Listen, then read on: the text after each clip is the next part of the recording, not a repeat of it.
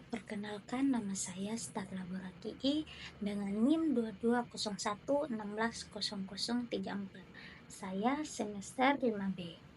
Nah, di sini topik konseling saya adalah kurangnya etika berkomunikasi dengan baik.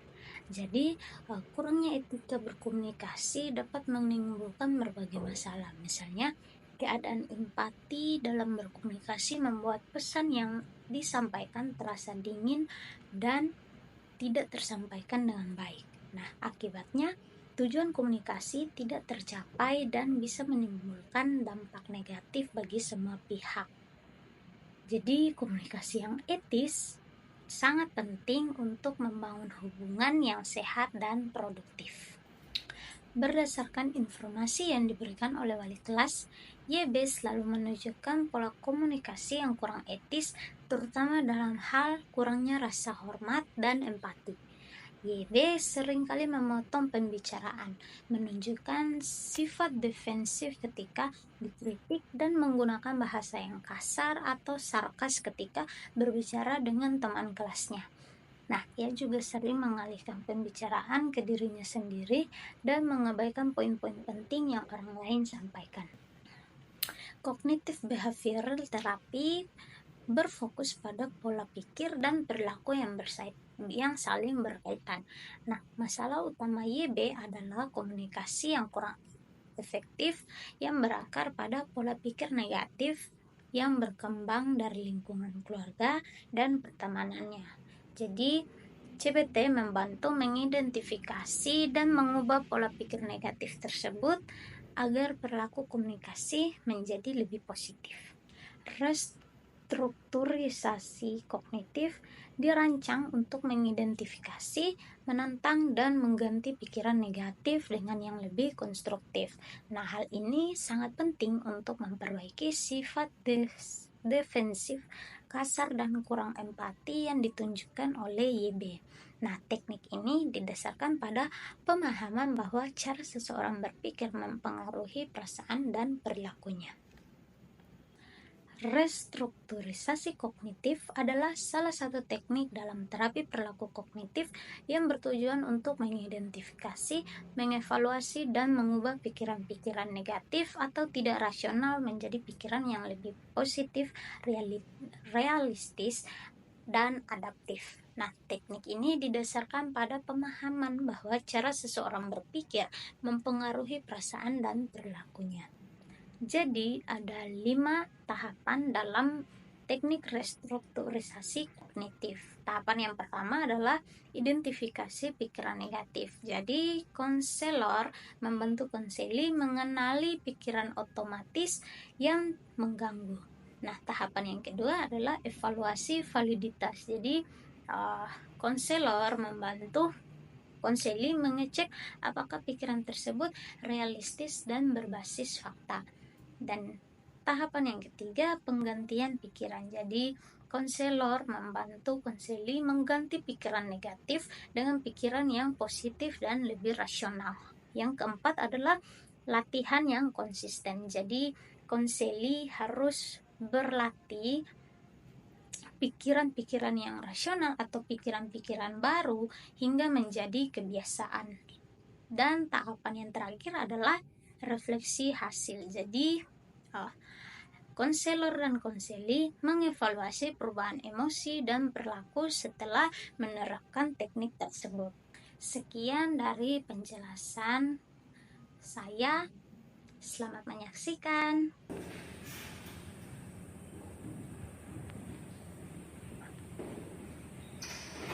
Selamat pagi, selamat pagi.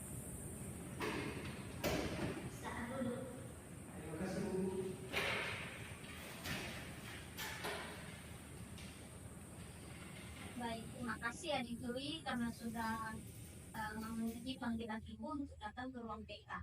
Pada hari ini bagaimana kabarnya? Puji Tuhan, kabar saya sangat baik. Baik. Senang sekali mendengar bahwa Adik hari ini kabarnya baik. Kira-kira bagaimana perasaan Adik Dwi ketika datang ke ruang PA? Saya merasa takut dan tegang. Oke, tidak perlu takut ya. Jadi ruang PA ini teman-teman juga banyak yang sudah datang. Oh, begitu ya. Soalnya saya punya teman-teman saya dan banyak sekali orang-orang yang datang ke ruang BK itu karena alasan mereka sering membuat onar dan akan hubungan sekolah. Tidak semua seperti itu ya, Li. Jadi kamu bisa datang ke ruang kita untuk berkonsultasi dengan Ibu. Jadi sudah tugas Ibu untuk memberikan bantuan kepada semua peserta didik. Jadi bukan hanya siswa yang bermasalah saja yang bisa datang ke ruang TK, tetapi juga siswa yang tidak bermasalah dan membutuhkan bimbingan juga bisa datang di sini. Jadi seperti itu. Baik, Nah, sebelum kita mulai kegiatan konseling kita ini, ada baiknya kita memulainya dengan berdoa. Di sini ibu akan kita dalam doa dan ibu berdoa untuk berdoa, berdoa saja. Jadi tujuan dan maksud ibu menghadiri jadi kali ini untuk membantu mengentaskan masalah yang sedang dihadapi. Dan harapan itu kamu bisa mencari dan menemukan solusi yang tepat untuk menyelesaikan masalah kamu sendiri.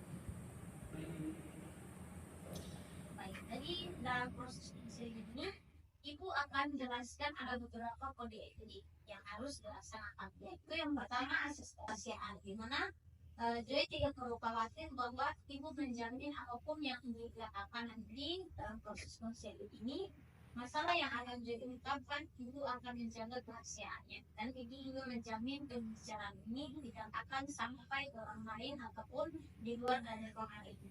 Yang kedua ada asas kesukarelahan, di mana Joey pada hari ini dengan secara sukarela dapat bersemi dan menyampaikan apapun permasalahan yang ada di hidup.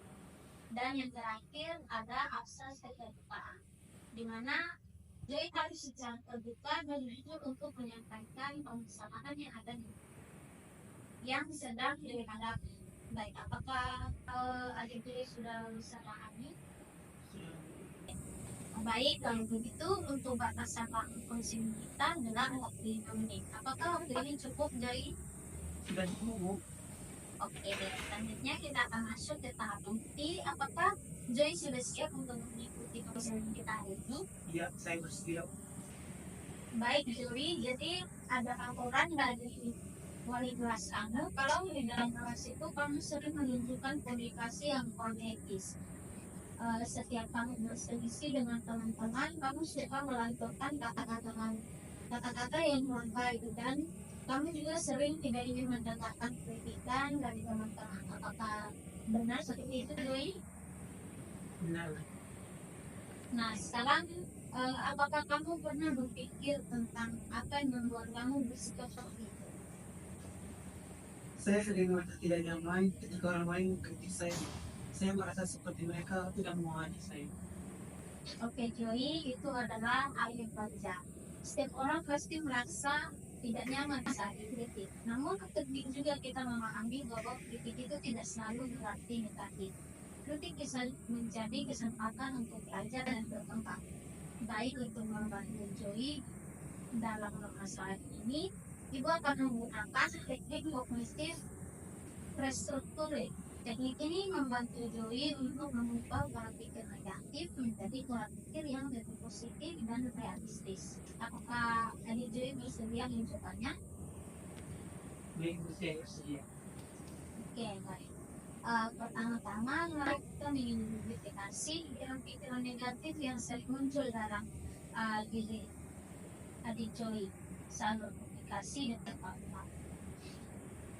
Baik, Bu. Saya sering berpikir bahwa orang lain tidak mengenai saya. Mereka tidak peduli dengan saya, dengan pendapat saya, dan mereka hanya ingin menjatuhkan saya.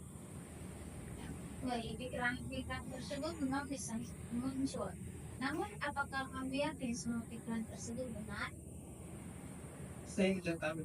Saya harus memastikan apakah semua pikiran saya itu benar atau tidak.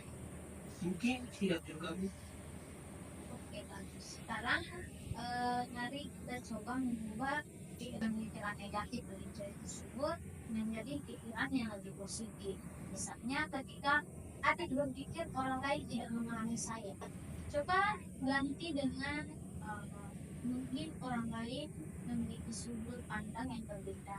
dan kamu bisa mencoba untuk memahami mereka. Tapi ini saya biasanya merasa kesal dan ini membiarkan. Oke, ibu mengerti.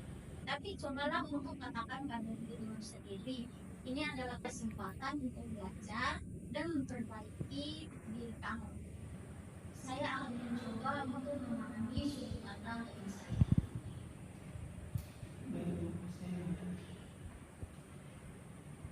Jadi, kamu sudah mencoba untuk mulai mengubah pola pikir. Memang membutuhkan waktu dan penyesuaian diri, tapi setelah berlatih dan jangan menyerah, itu akan selalu mendukung. Baik Bu, saya akan terus berjuang dan terus berusaha menerapkan.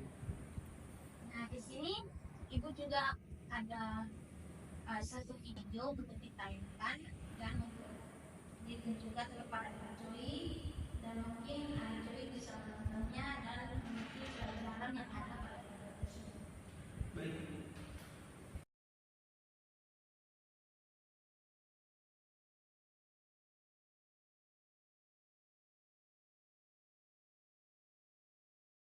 Baik, dari video yang kakak ibu tayangkan, bagaimana tanggapan adik Joy? Apakah ada yang bisa dipetik dari video tersebut?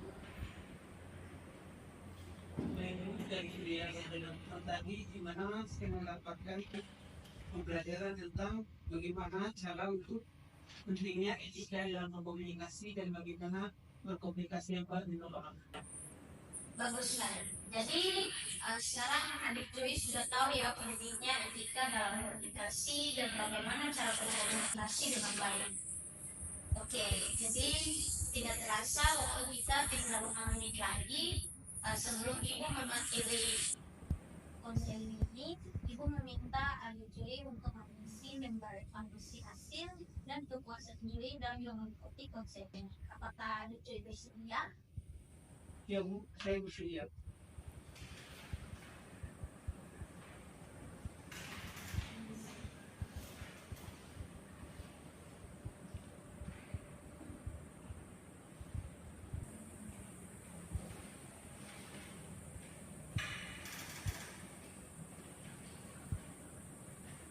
Baik, terima kasih adik Joy. Kira-kira bagaimana pesan dan pesan untuk pertemuan pertama ini? Kesan dan pesan saya dalam pertemuan ini Bu, saya merasa sangat senang dan sangat seru. Walaupun awalnya saya merasa juga dengan rasa takut, namun setelah berbudi layanan ini, rasa takut dan dengan saya mulai hilang. Saya berharap semoga dengan teknik yang diberikan, yaitu teknik cognitive restoring, saya dapat mengubah perilaku saya menjadi lebih baik lagi.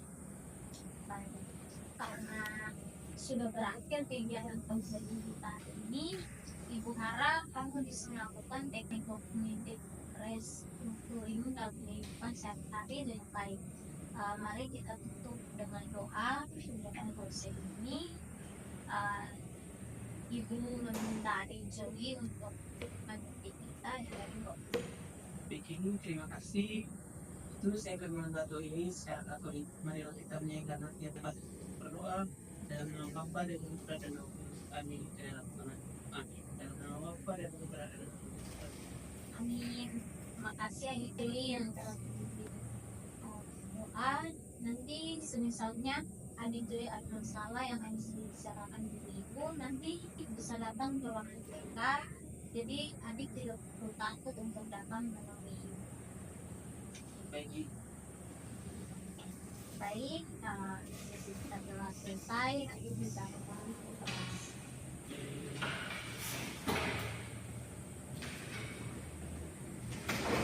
Sampai jumpa di Joy.